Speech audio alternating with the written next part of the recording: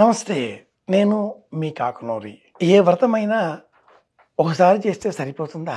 సరిపోదు. కొంత ప్రమాణాలు పాటిస్తూ 12 సార్లు, 24 సార్లు, 16 సార్లు, 7 సార్లు ఇలా ఒక సంఖ్యలను ఆ వ్రతాలే సూచిస్తూ ఉంటాయి. సూర్య సంబంధంగా మనం చేసే వ్రతాలు 12 నెలలు. మిత్ర, రవి, సూర్య, భాను, ఖగ, పూష, హిరణ్యగర్భ, మరీచి, ఆదిత్య, సవితు, అర్క, భాస్కర. ఏకాదశులకు సంబంధించి 24 ఏకాదశులు. ఏవైనా 2 ఏళ్ళకి ఒకసారి, 3వ సంవత్సరం అంటే 30 నెలలకి ఒకసారి అధిక మాసం వస్తుంది. అలా అధిక మాసం వచ్చిన సంవత్సరం మరో 2 ఏకాదశులు వెరసి 26 ఏకాదశులు. వ్రతాలలో మనమంతా పాటించే వ్రతం సంకష్టహరి వ్రతం, సంకటహర చతుర్థి వ్రతం, సంకష్టి అని కూడా పిలుస్తూ ఉంటాం. ఈ వ్రతం నెలకోసారి, పౌర్ణిమ వెళ్ళిన తర్వాత తదేతో కూడిన చవితి కాబట్టి 12 సవితులు. అలాగే సుబ్రహ్మణ్య షష్ఠి ఒకటేనా? ప్రతి నెలలో కూడా ఒక షష్ఠి శుక్లపక్షంలో కాబట్టి 12 సుబ్రహ్మణ్య షష్ఠి అన్న పేరిట. ఇలా ఎందుకు పాటించాలి?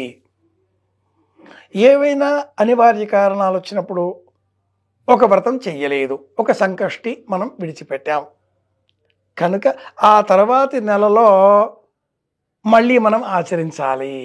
అలా పాటించే నిమిత్తమే మాసికానుమాసిక అన్న పేరు చెబుతూ గత నెల ఈ నెల కలుపుకొని ఈ నెల చేస్తున్నాను తండ్రి అనే ఉద్దేశంతో వ్రతం పడిపోకుండా ఉండాలి.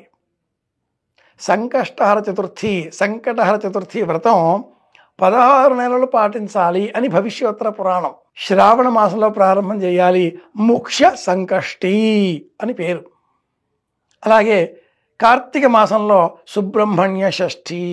అలా ఇక ఏకాదశులు శుక్లపక్షంలో, కృష్ణపక్షంలో నెలకు 2 ఏకాదశులు.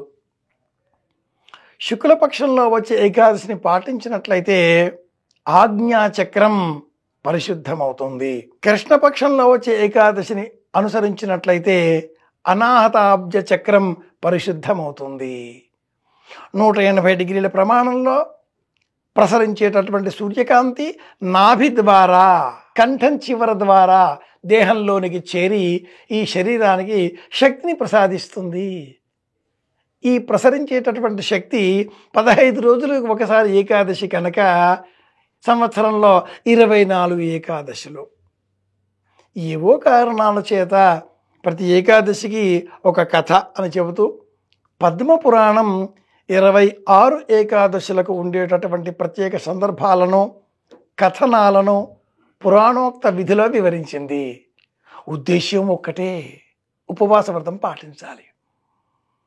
ఏకాదశి కావచ్చు, సుబ్రహ్మణ్య షష్ఠి కావచ్చు, సంకటహర చతుర్థి వ్రతం కావచ్చు, ఏవైనా ఉపవాసాలతో కూడుకుని ఉన్నవే అవుతున్నాయి. ఈ క్రమంలో మరి ఒకటి కూడా ఉండందోయ్, శివారాధనకు ప్రత్యేకం. శివుడిని పూజించే నిమిత్తమై 2 తిథులను ప్రత్యేకంగా సంప్రదాయం సూచిస్తుంది. ఒకటి అష్టమి, 2 చతుర్దశి. అష్టమి నాటి శివారాధన వివాహం ఆలస్యమవుతుంది అనేటటువంటి యువతీ యువకులకు ప్రత్యేకం. అలాగే చతుర్దశి తిథి నాటి శివారాధన మోక్ష సాధనకు ప్రత్యేకం. అమావాస్యకు ముందుగా వచ్చేటటువంటి త్రయోదశితో కూడిన చతుర్దశి మాస శివరాత్రి అనే పేరిట ప్రసిద్ధం. ఇవి 12 నెలలకు 12 మాస శివరాత్రులు అవుతాయి. మాస శివరాత్రులకు కానీ, సుబ్రహ్మణ్య షష్ఠి పేరిట నిర్వహించేటటువంటి షష్ఠి వ్రతాలకు కానీ, సప్తమి పేరిట నిర్వహించేటటువంటి సూర్య వ్రతాలు, ఇవి కూడా 24 వ్రతాలు అగ్నిపురాణం వివరిస్తుంది. ఈ 24 సప్తమి వ్రతాలకు కానీ, అలాగే 12 సంకటహర చతుర్థి వ్రతాలకు కానీ లేనటువంటి ప్రత్యేకత ఏకాదశి వ్రతానికి ఉంది. ఎందుకని అంటే ఈ ఏకాదశి చైత్రం మొదలుగా ఫాల్గుణం వరకు ఉండేటటువంటి 12 నెలలలోని రెండేసి ఏకాదశులకు ఆయా ఏకాదశులు సంభవించేటటువంటి ఋతుకాలంలో వచ్చే మార్పులు, అంటే వాతావరణంలో వచ్చే మార్పులు, ఆ మార్పులకు అనుగుణంగా ఈ వ్రతాలు పాటించాలి. ఇది ఏకాదశి ప్రత్యేకం. జ్యేష్ఠ మాసంలో ఏకాదశి నిర్జల ఏకాదశి అని పేరు. ఉదాహరణగా చెప్పుకుంటే నిర్జల ఏకాదశి, జ్యేష్ఠమాసంలో ఏకాదశి.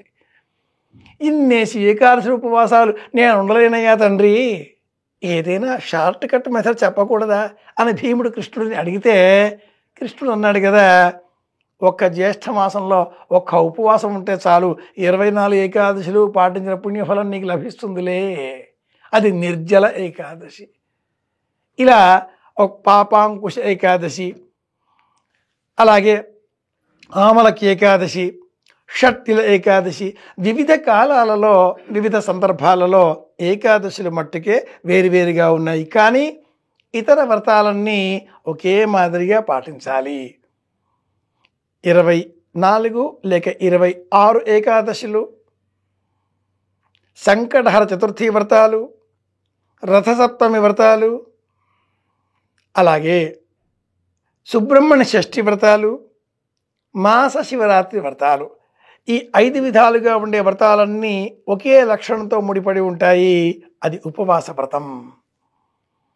పరమాత్మ ఆలోచనలకు మనం దగ్గరగా ఉండడమే సమీపే, దగ్గరగా ఉండడమే ఉపవాస వ్రతం.